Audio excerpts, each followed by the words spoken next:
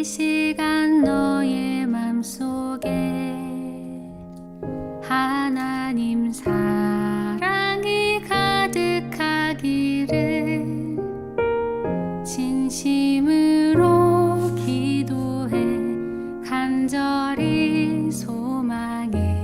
하나님 사랑 가득하기를.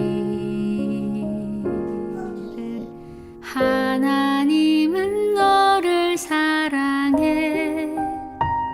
얼마나 너를 사랑하시는지. 너를 위해 저 별을 만들고 세상을 만들고 아들을 보냈네.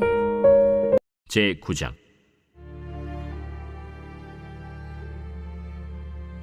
아달월 곧 12째 달 13일은 왕의 어명을 시행하게 된 날이라. 유다인의 대적들이 그들을 제거하기를 바랐더니 유다인이 도리어 자기들을 미워하는 자들을 제거하게 된 그날에 유다인들이 아하수에로 왕의 각 지방 각 읍에 모여 자기들을 해하고자 한 자를 죽이려 하니 모든 민족이 그들을 두려워하여 능히 막을 자가 없고 각 지방 모든 지방관과 대신들과 총독들과 왕의 사물을 보는 자들이 모르드게를 두려워하므로 다 유다인을 도우니 모르드게가 왕궁에서 존귀하여 점점 창대하매 이 사람 모르드게의 명성이 각 지방에 퍼지더라.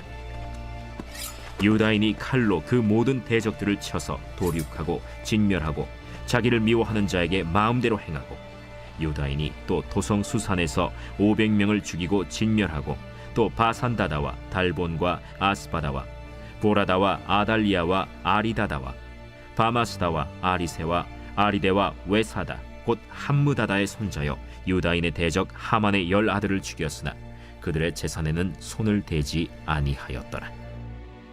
그날에 도성 수산에서 도륙한 자의 수요를 왕께 아뢰니 왕이 왕후 에스더에게 이르되 유다인이 도성 수산에서 이미 500명을 죽이고 멸하고 또 하만의 10아들을 죽였으니 왕의 다른 지방에서는 어떠하였겠느냐. 이제 그대의 소청이 무엇이냐 곧 허락하겠노라. 그대의 요구가 무엇이냐 또한 시행하겠노라. 왕이 만일 좋게 여기시면 수산에 사는 유다인들이 내일도 오늘 조서대로 행하게 하시고 하만의 10아들의 시체를 나무에 매달게 하소서. 왕이 그대로 행하기를 허락하고 조서를 수산에 내리니 하만의 10아들의 시체가 매달리니라.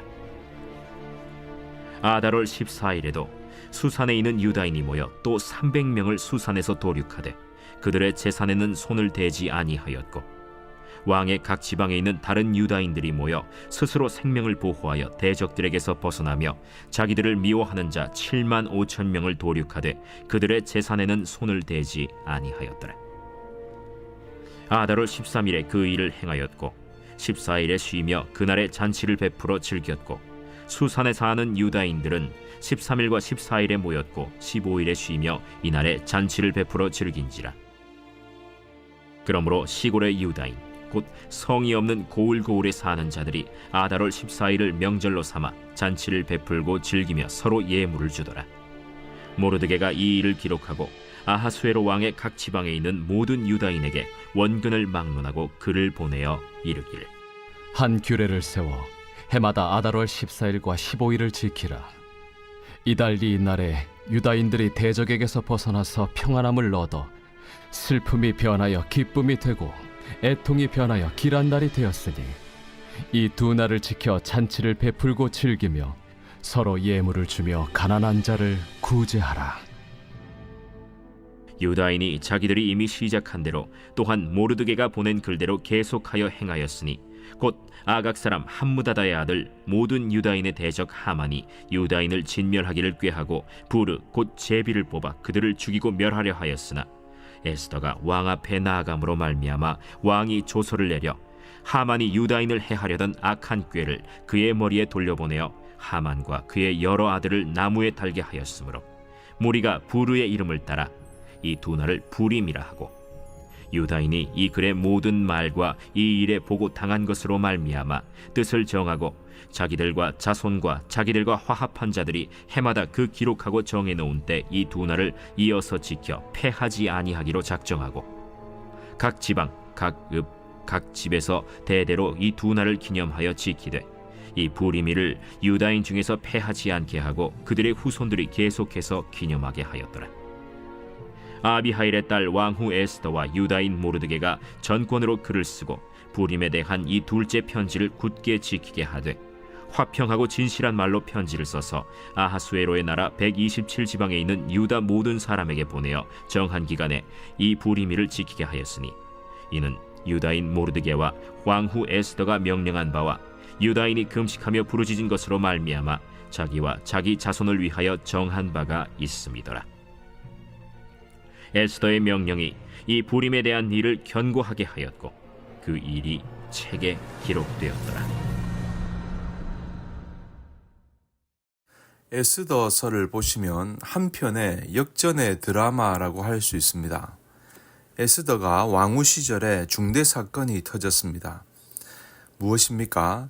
에스더의 사촌 오빠 모르드게가 왕궁에 문지기이지 않습니까?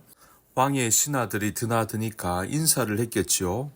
그런데 모르드게는 유대인이기 때문에 하나님 외에는 절대로 인간에게 절하는 법이 없습니다. 그런데 그 당시에 신하 중에서 하만이 있지 않습니까?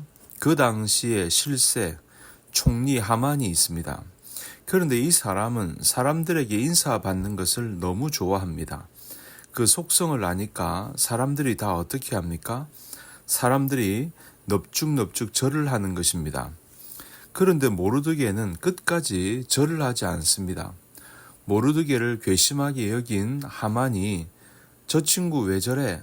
조사해봐. 조사를 해보니까 유대인이라서 그렇다는 겁니다. 그래, 그러면 너도 죽고 너가 속한 유대인까지 다 처형할게. 자기 마음대로 못하니까 왕에게 속임수를 쓰고 왕에게 뇌물을 먹여가지고 허락을 받습니다. 그래서 아무 날에 장대를 달아서 거기에다가 모르드게를 달고 있는 곳곳에서 유대인들을 다 처형을 한다. 그렇게 계획을 짜고 공포를 한 것입니다. 기가 막힌 일이 터진 것입니다. 모르드게와 유대인들이 거리로 쏟아져 나와서 울고불고 난리가 났습니다. 하나님 앞에 통곡을 하면서 기도를 합니다. 그러면서 이런저런 사건을 통해 결국은 어떻게 됩니까? 에스더가 왕 앞에 나아가 기가 막힌 스토리를 들은 왕이 하만을 처형하게 되는 것입니다. 하만이 에스더의 사촌 오빠 모르드게를 죽이려고 세운 장대에다가 결국은 본인이 처형되게 됩니다. 그때 장대가 50규빗 정도 된다고 하는데 약 23m 정도 되는 장대에 매달려서 죽게 됩니다. 그런데 하만만 죽게 되는 것이 아니라 그의 아들들도 죽게 되었습니다. 25절을 보면 에스더가 왕 앞에 나아감으로 말미암아 왕이 조서를 내려 하만이 유대인을 해하려던 악한 꾀를 그의 머리에 돌려보내어 하만과 그의 여러 아들을 나무에 달게 하였으므로 하만이 결국 그 장대에 매달아서 그 아들들도 다 죽음을 당하게 됩니다. 그 반면에 모르드게는 어떻게 됩니까? 극적으로 부상을 하게 됩니다. 하만이 제2인자 실세였는데 이제 그 자리를 모르드게가 차지하게 되었다는 겁니다. 그래서 8장 2절의 기록을 보면 이런 기록이 있습니다. 왕이 하만에게 거둔 반지를 빼어 모르드게에게 준지라. 반지가 나오죠. 이것은 우리식으로 말하면 옥새를 말합니다. 반지로 된 옥새인데 이것을 주었던 겁니다. 이게 무엇을 말합니까? 왕이 가지고 있는 모든 권세를 다 주었다는 겁니다. 그러니까 모르드게에게 모든 실세가 다 넘어간 것입니다. 여러분 생각해 보십시오. 포로민 출신이 아닙니까? 왕궁 수위에 불과했습니다. 그런데 그 사람이 일약 총리가 된 것입니다. 그리고 에스더도 마찬가지입니다. 에스더는 고아 출신이고 포로민 출신인데 그녀가 왕비가 되고 그 위치가 더 견고해진 겁니다. 왕이 에스더에게 나라의 절반이라도 줄 테니 소원을 말해보라고 할 정도로 에스더가 총애를 많이 받았습니다. 그리고 아하수에로 왕이 하만이 죽고 나서 하만의 집을 에스더에게 다 주었다고 기록하고 있습니다. 고대 대제국의 실세 총리의 재산이 얼마나 많겠습니까? 그런데 그것을 다 주었다는 겁니다. 그런데 에스더의 역전도 그렇지만 유다인들도 처형당할 수밖에 없었는데 처형당하는 것이 아니고 오히려 살아날 뿐 아니라 더 우대를 해주게 됩니다. 그러니까 본토 백성들이 어떻게 합니까? 유대인들을 전에는 아주 업신여겼는데 이제는 유대인들을 아주 부러워합니다. 야, 저 사람들은 어떻게 저렇게 잘 되나? 알고 보니까 하나님을 믿는 백성이라는 것을 알게 됩니다. 그래서 그들도 역시 하나님 믿는 유다인이 되는 것입니다. 여러분, 놀라운 사실은요, 이 에스더서에는 하나님이란 단어가 한 단어도 안 나온다고 그랬죠. 여호와라는 단어가 한 단어도 나오지 않습니다. 그런데요, 역설적으로 한 번도 하나님이란 단어가 안 나오는데 살아계신 하나님의 역사를 생생하게 체험할 수 있는 성경이 바로 에스더서라는 겁니다. 어떤 메시지가 있습니까? 하나님을 육안으로 볼 수 없습니다.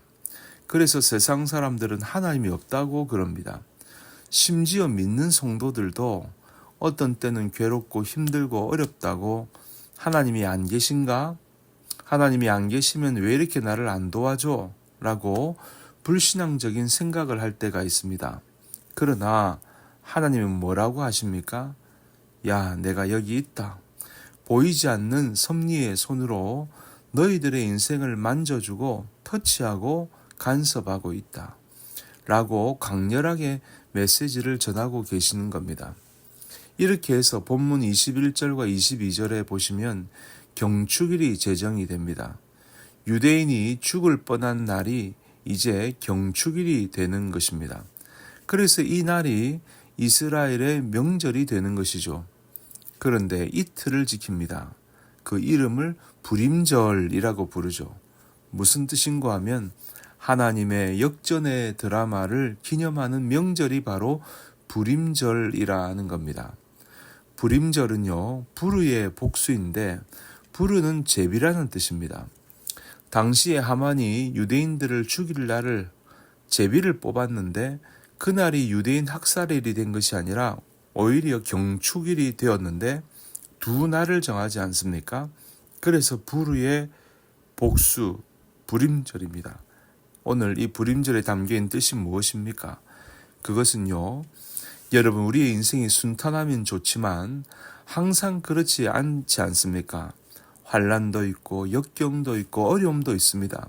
그럴 때 하나님께서 이런 역전의 은혜를 부어주셔서 역전의 드라마를 펼쳐주신다는 겁니다. 이런 은혜를 저와 여러분들이 다 경험하시기를 주님의 이름으로 축원합니다.